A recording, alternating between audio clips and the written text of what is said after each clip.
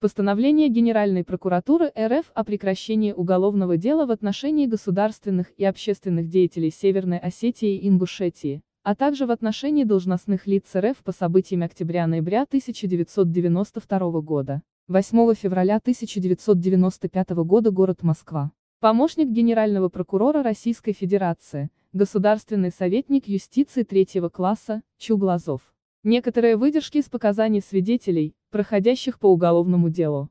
В ответ на создание Национальной гвардии Северо-Осетинской АССР 13 января 1992 года в станице Орджоникидзевской Ингушетии состоялась объединенная сессия Сунжинского, Назрановского районных советов и Мулгобекского городского совета, которая постановила, в связи со сложной общественно-политической ситуацией и угрозой сохранности общественной собственности, создать Народно-республиканскую гвардию в составе 500-600 человек. Командиром гвардии был назначен полковник запаса внутренних войск МВД Паарижев, который до этого командовал добровольной народной дружиной Сунжинского района. Паарижев разработал положение о Республиканской гвардии Ингушетии и в июле 1992 года решил вопрос об открытии расчетного счета в коммерческом кредитном банке Арзи. Расчетные счета гвардии были также открыты в Сунжинском и Мулгобекском районах.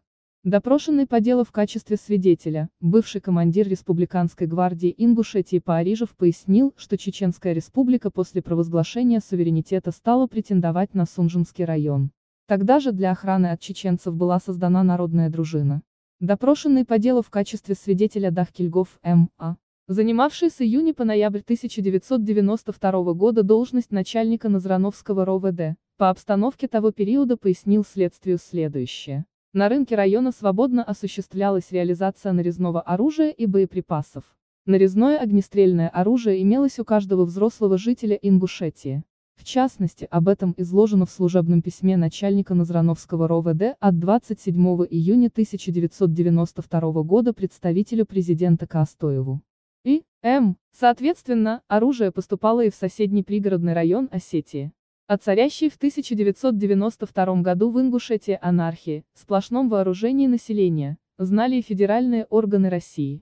Допрошенный по делу в качестве свидетеля заместитель полномочного представителя Верховного Совета Российской Федерации в Ингушской Республике Сметюшенко, по поводу инцидента, происшедшего в июле 1992 года, в день прибытия в Назрань взвода охраны в количестве 31 бойца из подразделения «Витязь», пояснил следующее: подъезжая к площади, мы увидели толпу людей, большая часть которых была вооружена, в основном, автоматическим оружием.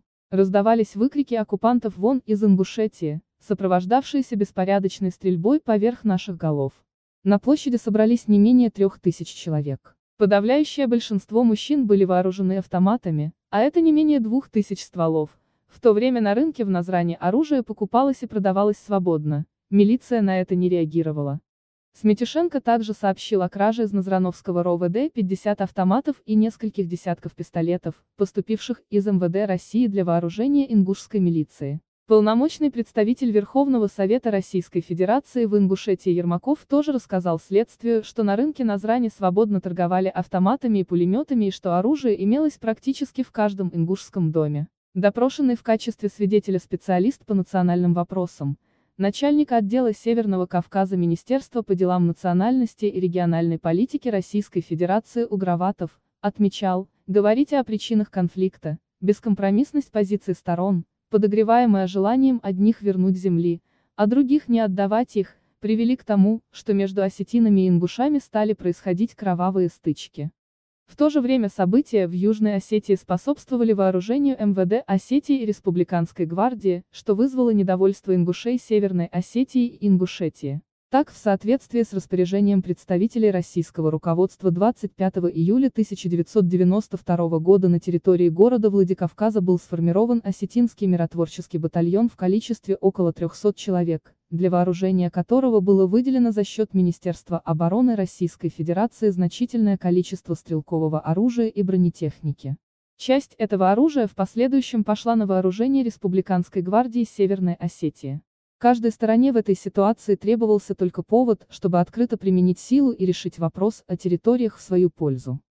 Говоря о сложившемся в октябре 1992 года положении, бывший начальник отделения пригородного райвоенкомата свидетель Родионов, показал, напряженность в селе Октябрьское в октябре 1992 года выражалась в том, что ночами в Октябрьское, а также в Куртат, Дачное из Ингушетии приезжали автомашины. В машинах приезжали из Ингушетии по 10-15 человек каждую ночь к ингушам. Приезжали они обычно на одну ночь.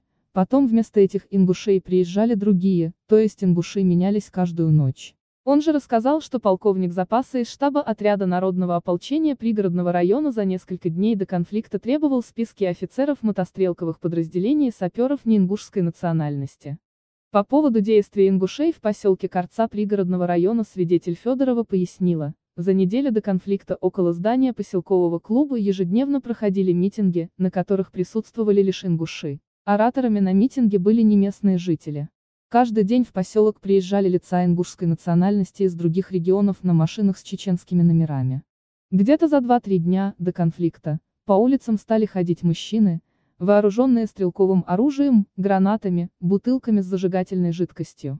При въездах в поселок образовались заграждения из блоков. Незадолго до начала конфликта я проходила мимо штаба НИСХа. В это время проходил митинг. Привожу дословно слова оратора: «Братья-мусульмане, если мы сейчас простим им, то больше такого момента не будет. Беритесь за оружие», — говорил он на русском языке. Оратор был приезжим. Поводом для начала открытого вооруженного противостояния послужили следующие события. 20 октября 1992 года принадлежащий ОМОН МВД Осетии БТР-80 под управлением водителя Чсиева совершил наезд на 12-летнюю ингушку Гадабаршеву М., в результате чего последняя погибла.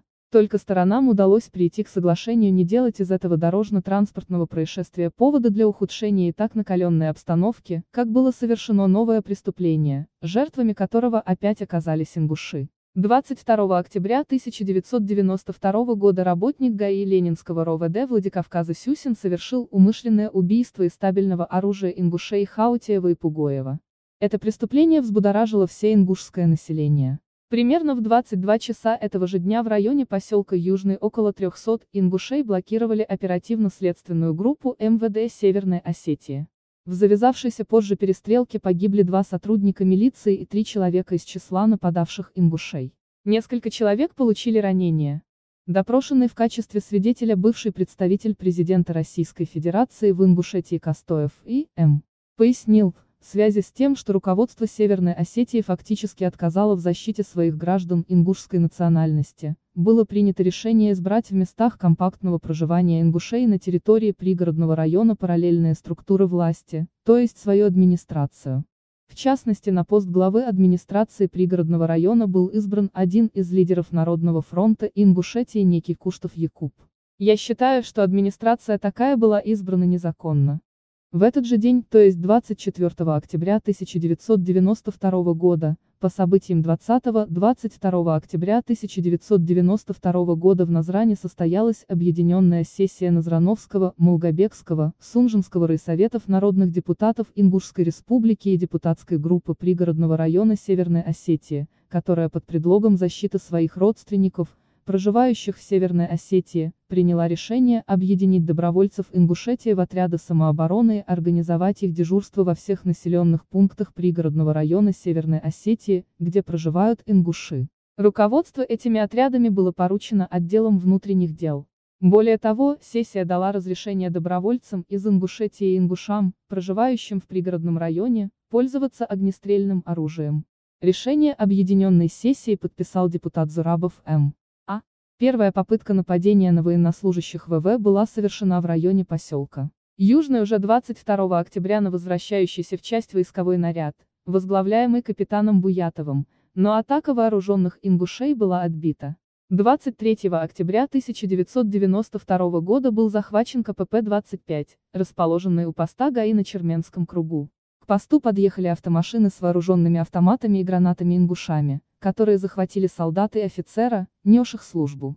Только после почти двухчасовых переговоров военнослужащие были освобождены, а оружие и бронетехника возвращены. Почувствовав безнаказанность, ингушские боевики активизировали свои действия и 24, 26, 28, 29 октября 1992 года обстреляли КПП номер 24 и номер 20. Последующие события показали, что сценарий нападения в ночь на 23 октября 1992 года на КПП-25 полностью повторился утром 31 октября 1992 года, то есть первое нападение на этот КПП было для ингушских боевиков как бы генеральной репетицией перед его захватом в ходе начавшегося в ночь на 31 октября 1992 года вооруженного конфликта.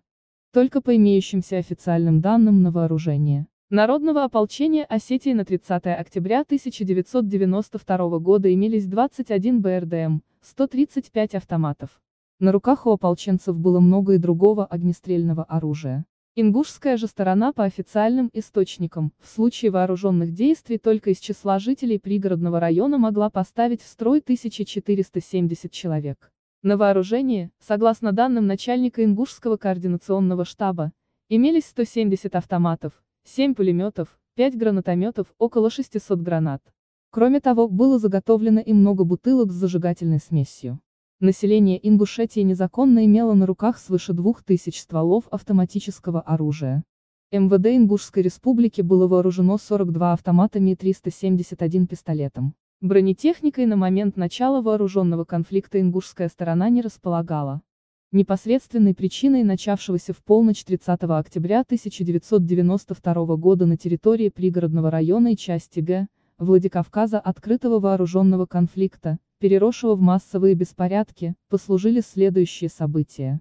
Ингушские боевики, дежурившие на баррикадах, стреляли в сторону компактно расположенных домов осетин в районе Камбелеевского химического завода и школы поселка Октябрьского.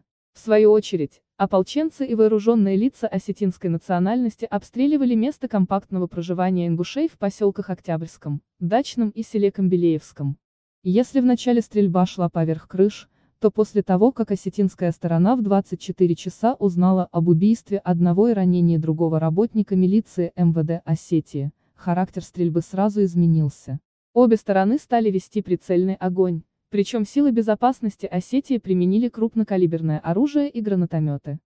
То, что вооруженный конфликт начался поздно вечером 30 октября 1992 года, было неожиданным и для жителей, и для властей Ингушетии. Уже к 7 часам утра на площади в Назрани перед райисполкомом собралась огромная толпа, среди которых было много вооруженных лиц, требовавших от властей защитить ингушей, проживающих в пригородном районе.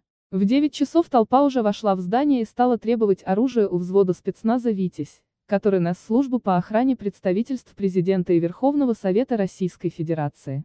Между 10 и 11 часами, во избежание кровопролития, по указанию из Москвы командующего ВВМВД России Савина оружие подразделения было передано председателю Назрановского районного совета Могушкову и тут же распределено между боевиками. Всего было передано 2 единицы БТР-80 со штатным вооружением, 22 автомата, 2 винтовки СВД, 4 РПГ, боеприпасы и военное снаряжение. В последующие часы ингуши, напав на блокпосты в пригородном и Моздокском районах Осетии, захватили более 12 БМП, 200 единиц различного стрелкового оружия. Как показал работник штаба ВВМВД РФ Мальцев, прибывший в Назрань вечером 31 октября, в клубе к тому времени содержались 111 военнослужащих внутренних войск России. 3 ноября, после начала движения военных подразделений Министерства обороны в занятые ингушами районы, осетинские вооруженные формирования, при поддержке бронетехники двинулись вслед за ними. Штаб ингушской обороны поселка хотел договориться о прекращении огня, используя при этом фактор наличия осетинских заложников. Однако положительных результатов переговоры не дали. Осетинские формирования, продолжая наступление вслед за частями Министерства обороны, прорвали оборону ингушей и проникли в поселок. В этой ситуации житель поселка Карцат-Зауров, вооруженный автоматом, забежал в помещение клуба и стал стрелять в содержащихся там заложников, убив при этом 7 осетин. После оставления поселка ингушскими боевиками, вошедшие в него осетинские формирования, состоящие в большей своей части из южных осетин, подвергли разграблению и уничтожению ингушские дома, оставшиеся целыми после обстрелов. Совершение преступлений на межнациональной основе в поселке Карца имело место и в последующем. Так, 6 ноября осетин Хубаев, вооруженный автоматом, совместно с группой неустановленных лиц на улице поселка захватил в качестве заложника Богатырева, который в неустановленном следствием месте был убит. Захват заложников и убийство их осуществлялись обоими сторонами конфликта. Обращение Чрезвычайного комитета Ингушской республики, принятого 2 ноября 1992 года, ЧК ИР вынужден обратиться ко всему населению Ингушской республики с просьбой незамедлительно прекратить боевые действия и осуществить организованный отход с занимаемых позиций всем вооруженным формированиям и лицам. Всем членам комитета с выездом на место обеспечить организованный вывод вооруженных формирований и лиц. Длительное время не решался вопрос о назначении главы администрации Ингушетии. Была подобрана кандидатура Хаматханова, но ее заблокировало Ингушское национальное движение в лице ее представителей Сейнароева, Богатырева, Костаева. Ингушские национальные лидеры требовали назначения на этот пост Богатырева Б, но и среди них не было единого мнения. На самом деле эти люди никого не представляли, их на это никто не уполномочивал, шла борьба за власть, Богатырев хотел занять этот пост.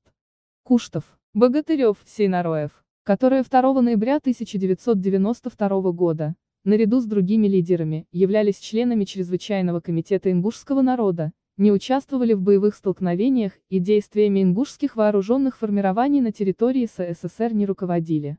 В ходе следствия исследована деятельность всех должностных лиц Республики Северная Осетия, Республики Ингушетия, федеральных властей, общественных и неформальных лидеров, в той или иной форме имевших отношение к событиям возникновения, развитию осетино-ингушского конфликта и наступившим последствиям.